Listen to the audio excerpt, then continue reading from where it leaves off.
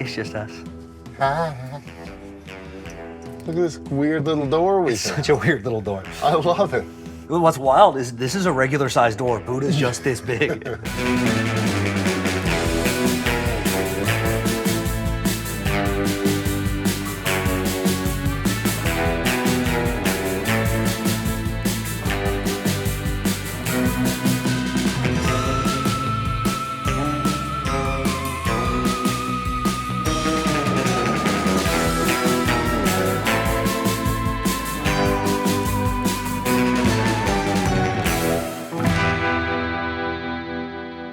Welcome to Terra Nova. I'm Mike Hickey, and tonight for our last ghost hunt of the season, we are heading inside the Majestic Theater. I'm gonna head inside. Buddha's already in there getting things set up, and we're gonna have a lot of fun ghost hunting in the Majestic today.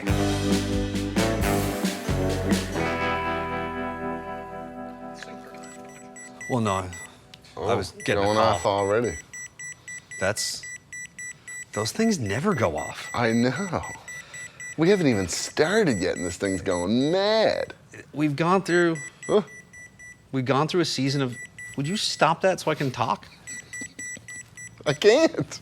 We've gone through a season of ghost hunting, and we are in the Majestic Theater. It is a Majestic place. Majestic theater. Theaters are always kind of, Super something, spooky, and this yeah. one has obviously got some little bit of lore. It's been kicking around I town think for a while. everybody. I think everywhere. Yeah, everybody got a story about some hangings, perhaps. That we know isn't true. We like to pretend, you know? We don't. That's the whole point. Lord, It's man, not. come on. Look, either way, I think we just need to get into this. Yeah, we do. We need to shut off these lights and turn this bad boy back on. Yes, because up until now, it's been so bright in here. Yeah. This is way fancier than any of the switches that I've done up till now. Time to get spooky. And we're out going dark. All right. It wouldn't be spooky season if I didn't spend some time in a creepy basement with Mr. Dale Jarvis. You just released your newest book, Haunted Houses in Newfoundland and Labrador. Exactly, yeah, so that's just come out. It is a look specifically at haunted residences, haunted buildings across the province. The other books have had things like ghost ships and strange premonitions and creatures on the marsh, but this one Teacups. is... I remember teacups. Teacups, yeah. This one is specifically looking at kind of the indoor side, really focusing on what happens between the haunted walls. How did the, collection of those stories go? I find when I'm doing research for one project, I'm always finding a little nugget, and I file that away, and then I go back and dig into that. One of the fun things that I do at Halloween is the haunted hotline, and one of the stories, or maybe two of the stories in the book, are stories that I heard from people on the radio over the years. You mentioned that when you're kind of researching one book, a lot of times you'll find stories that you kind of tuck aside for another project. Does that sometimes inform the next project, where you just kind of step back one day and went, I have a lot of stories about haunted houses, now I should do a book that's exclusively about haunted houses? Is that the way that happened? This one in particular was an idea of the Cranfords, who own Flanker Press. They had kind of pitched the idea to me, like, would you be interested in doing something on haunted houses? I just would you be interested in doing something on haunted Yes, of houses? course. Because I'm sorry, what's the last 30 years of your life been? Exactly. But there's always something else. People I think are sometimes amazed that I have another book coming out. But by the time I finished a book, I'm already collecting stories for the next one. There's a richness to the storytelling tradition here, and things like hauntings and people's paranormal experiences. They continue on. It's not all just stuff that happened in the past. When you're dealing with contemporary stories and you're dealing with people who are saying this happened to me last year or whatever it is in the house that I'm living in now or the place I just moved out of, do you find there's a little bit of a different willingness? How is it collecting stories in a more contemporary way versus just going back through the historical record? I'm kind of in this great position for doing this kind of work because I've been doing it for a while. People feel like I'm someone that they can trust. They're like, oh, you're the ghost guy, and then proceed to tell me a story that they would never tell anyone else. But we do live in a place where people are fairly comfortable telling ghost stories. Do you think you could do what you do outside Newfoundland with the same sort of response? No, I think absolutely not. If I'm in Ontario or Saskatchewan or something, and I'll tell fairy stories, for example, people afterwards will come up to me and say, oh, that was great, I loved your storytelling, those were great stories. If I I do that here, someone comes up to me afterwards and says, let me tell you my story. And then proceeds to like tell me a creepy story about the fairies or something like that. So yeah, doing it in this place, makes a big difference. We live closer to the supernatural here. The other thing that I find all the time, especially maybe when I'm talking to people of an older generation, I'll say, do you know any ghost stories? And they'll say, no, boy, I don't know any ghost stories. And then proceed to tell me like 12 ghost stories. That are all the most terrifying that happened to them, and it's all first person and hair raising, and you're like, and they're like, yeah, but nothing. Or it'll be about things like, ghost lights or tokens or storm premonitions. And in Newfoundland, people don't always think of those as being ghost stories. They're not natural and they're not supernatural either. Like we kind of live on the edge here to a certain way in terms of our belief systems. People experience all kinds of different things and they just chalk it up to normal everyday experience. Now, speaking of telling ghost stories, you do get a chance to do that a little bit more this spooky season. You've got some pop-up Halloween hikes happening. Yeah, we run up until early September and then we take a little bit of a break. Wait until just before Halloween, and then run it up to the eve of All Hallows Eve. You know, we tend to leave Halloween night itself for family and kids going out and trick-or-treating. We're seeing other things happen now, like I'm doing a partnership with Admiralty House Museum and telling some stories out there. First Light has their Spirit Song Festival coming up, and we always do a ghostly songs and stories night with them. So yeah, I like being able to still offer the hike to people, but also to be able to do some of these other kind of spooky events as well.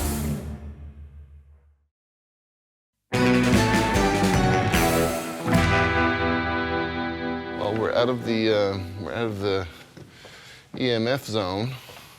I'd imagine, I'm just thinking when we go upstairs. Oh yeah, Like, there's so much like. When we go up to the data attic up there, like there's so many things, like that thing's gonna go wild. So, yeah. for now. I'll keep it on silent. So I've heard a couple different people tell me about this kind of what was kind of the back alley, so back towards Bates Hill here, so.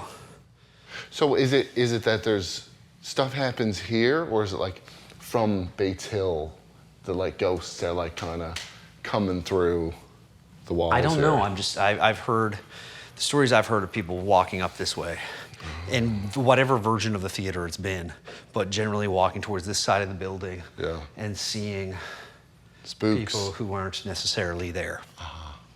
Well, I'd say we venture upstairs and check out that, because there's stories about the projection room, right? Yeah, so what I've heard, one of the employees here told me that when they were going through the latest round of renos.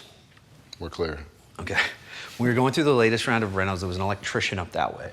And as they were kind of going through the catwalk, felt someone like grab their ankle. Oh, wow. And isn't that where you said you had heard a story too Yeah, about I an heard, electrician? yeah, just today actually. A lady said that her boyfriend or her boyfriend's friend, probably a friend of a friend, was up there measuring. He had his measuring tape out, so he locked it and he went downstairs to get something. When he come back up, there was apparently blood all over the tape, on the floor. And then he, in a panic, thought, oh my God, somebody's hurt themselves. So he took the tape, ran downstairs, boss, somebody, like, is everybody here? Like, somebody's hurt really bad, there's a lot of blood. And then they were like, what are you getting on with? And when he showed them the tape, there was no blood on it. And they went upstairs and there was no blood up there either. Apparently he swears by it. So I hope there's not blood everywhere up there. All right. Let's go for it. Let's go get killed by ghosts. I'm standing outside the Elks Club on Carpathian Road in St. John's with Phil Goodridge of Ladies Who Lunch Productions. And Phil is going to be here, well, by now you've been here, for Tales of Terror 8? 8, yeah. The very first time we did it was in 2011. And then a few years after, I was like, hey, boys, remember we did that radio play show? Let's do that again. And since 2017, we've been doing it annually. How did you get into the modern era writing, scripting these radio plays? So when I was a kid, remember that movie Haunted Honeymoon with Gene Wilder, Of course. Gilda Radner? Of course. Yeah. That was my first exposure to radio plays and stuff. And Foley and stuff. Like, Yeah, I remember all that that- was how I understood what Foley was Haunted Honeymoon. The second scene in the movie, they had the whole sequence. Myself, Lynn Panting, Tay Morash, and Mark White, we've known each other for years, and it was a time when we were having lunch at the ship a lot. We called ourselves the Ladies Who Lunch. I had been listening to a lot of podcasts and radio dramas, like anything I could get my hands on from the old-timey stuff, because I love that. Old black and white horror movies, all the old radio stuff. I thought, let's do this on stage, because you wouldn't have to memorize your lines, and it'd be great atmospheric stuff, and you could see like the Foley take place right in front of you, and it'd be really, really exciting. So that year I wrote the first 3 plays, and we've been doing this ever since. So you do have a little bit of a shared universe where some of these stories that you've been writing year after year, you bring back some characters, there's some sequels, there have been, I remember there's the one is like the Lost like ship, like the spaceship. Yeah, that's one of my favorites, the Beings trilogy. I think the second year that we did it, there was a sequel to The Haunting of Cliffside Manor, which is the original first one I ever wrote. And you can actually download on our website the audio of that. So I came up with a sequel, and that was fun. And then I just kept finding different like tie-ins. So not all of them connect, but there's a few, like Professor Charlemagne. She's the intrepid adventuring zoologist. We actually had another one of her. She's actually going to have her own serial soon. But then, yeah, the Beings ones. And there's one recurring character. Every year, we always find a place for Bowen, which is Mark White doing the stereotypical Irish detective or officer or sergeant, depending on where we need him to be. He was a sheriff one time. And last year was the funniest, because I was like, oh, I don't have a place for Bowen in this year's show. And I was writing sort of a period piece, like a haunted manor kind of thing. So we just came up with Mrs. Bowen, the housekeeper. So we didn't change the voice at all. It was the same voice, but he just was a lady housekeeper. And it was just really nice to have Bowen now every year, and back again this year. This year, you're at the Elks Club, but this isn't the only place you guys are doing this year. You have another show coming up. I know, obviously, we're talking about this sort of in the past tense, but you do have a show coming up that anybody who hasn't made it out to the Elks Club this year can get out and see a little later. We've paired with Best Kind Productions to do a Christmas spooky show. So it's still our old trademark, like hauntings and stuff like that, but it's more of a festive vibe, family friendly, and that's going to be at the Majestic December 18th. The working title was Spooky Christmas Town, but then when we went to actually go write it, and we were like, oh, should we call it this or that? And then people were like, just call it Spooky Christmas Town. So there we are. That's perfect. The Tales of Terror has just happened. Spooky Christmas Town is coming up. If people want to stay up to date on anything that's happening with Ladies Who Lunch, how do they go about doing that? You can visit our website at ladieswholunchproductions.com. And also we have lots of fun merch there that you can get. And there's 3 of our audio dramas that are available to listen to for purchase. So you can listen to The Haunting of Cliffside Manor, or I Live to Serve, or Scars of Old. My flashlight keeps cutting out. I'm gonna kill it for a second. That's spooky in itself. Well, I'm gonna switch to I have this little headlamp thing yeah, that clips on my hat. So I'm gonna make things easier on me and worse on Wes. I'm worse. Like, the whole point, like, this is showing hot, but like not that hot. Like 30 degrees is kind of the spike on all my stuff here. But it's definitely like power going to the sucker, but you know? that's the thing, But is I like get you had nothing. No beeps. You had that No go beeps. off down in that open space. It was like by the door. It was like by the light switch and stuff. There's all this kind of duct and like all these prime things. real estate for this thing. To be going For off. electromagnetic fields, like this is exactly the sort of stuff that should set that off. If that's the older part that is still kind of left the way it was, and that's right over that area where you had the spike, I think that's where we want to go. Yeah. Let's do So it. let's make our way.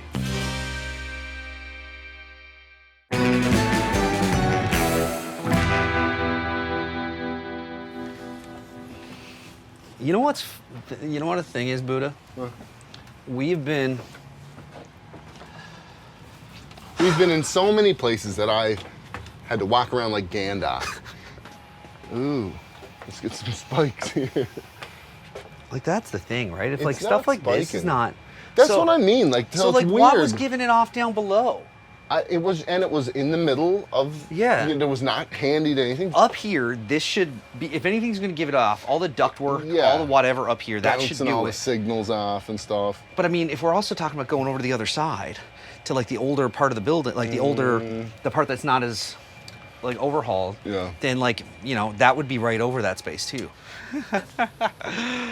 Dude, there's measuring tape. No. Right here. Are you kidding me? A locked off measuring tape, just strewn in like a triangle. Oh yeah, look at that. That's fantastic. There's no box on that measuring tape. Yeah, it was ripped clean off. It's ripped clean off and just...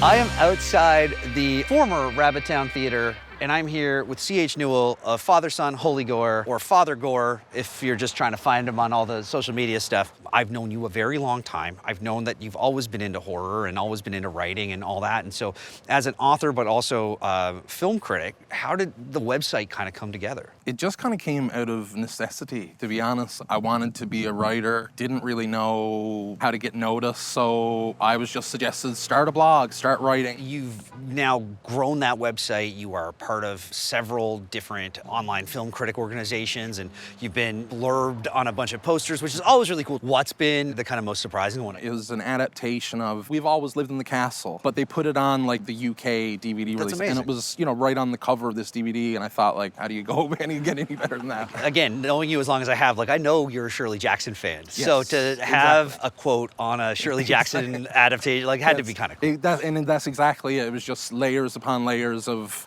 you know, my interests that was like, oh my God, this is It ticked incredible. all the right boxes. Exactly. It was, yeah. I honestly think that it's like the relationships that I've built with so many different people in the film industry in general. It's not just the directors and the writers, you know, like it's the actors, it's people behind the scenes who I've gotten to know, and then they work on another movie and they say, I loved what you wrote about this last movie I worked on. You should really check this out when it comes out, and you know, finding things out a little early, you know, before other people know it and things. And I don't really, like, my website doesn't really focus on like breaking news and kind of stuff, so I just kind of sit on a lot of that. But it's fun because you get into the whole world of it, and you know, as someone who just is interested in all of film, the behind the scenes and everything, it's very cool to just get to know the people who are making it too.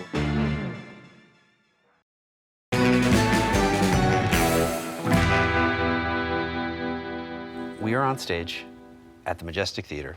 We've been up around the attic. Yeah, we've been in some pretty creepy places in here, man. So should we tell the ghost light story? Like why theaters have ghost lights? Why do theaters have ghost lights? You don't know? Maybe I do. Oh, you're testing me. He's testing me. So I hear it's, well, there's a practical reason and then there's a superstitious reason.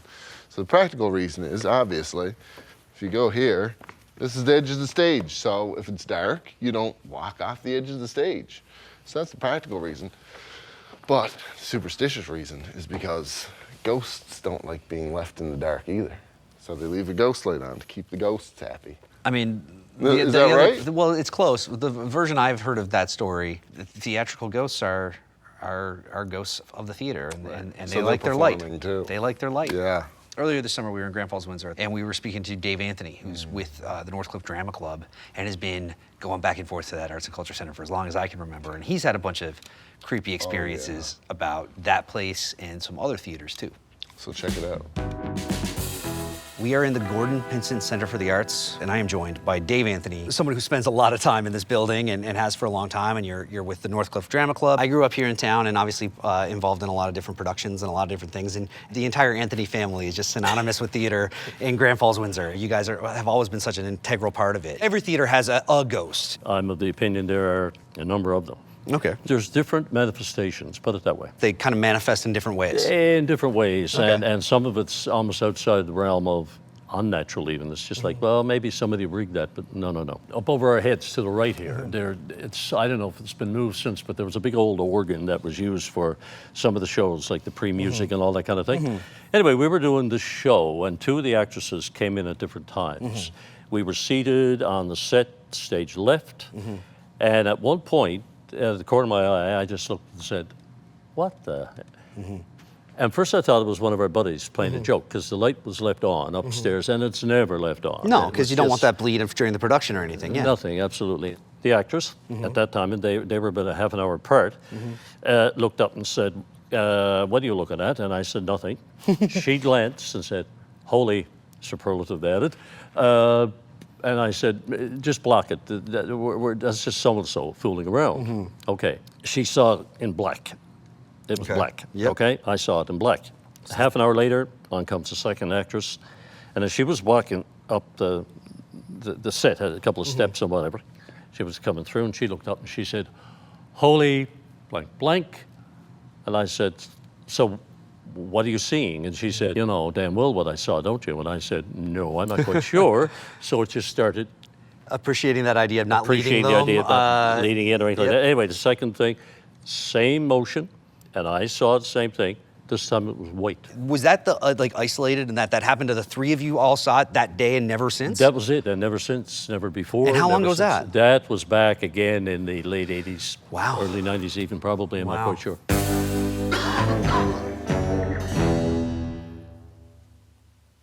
Demon in your throat. I got a demon in my throat. We are in the box office. The story here is that there is a phone ringing that is not that phone. Is it like an old-timey phone? Like a... Yeah, like it's You know? it's not that's what I've been told. It's not like kind of Yeah. the digital sound. And it comes kind of from like not anywhere Right. tangible. So that's weird. Yeah, I mean, if I'm there's just any like, if kind of there's, like- vibration, you know? I'm just thinking like if it's the summer and like the doors open or whatever, Yeah. and a wind comes up and kind of. It's not really. It's not doing it though. It's not anything that you consider. But what causes a phone to be a ghost? Ghost phones.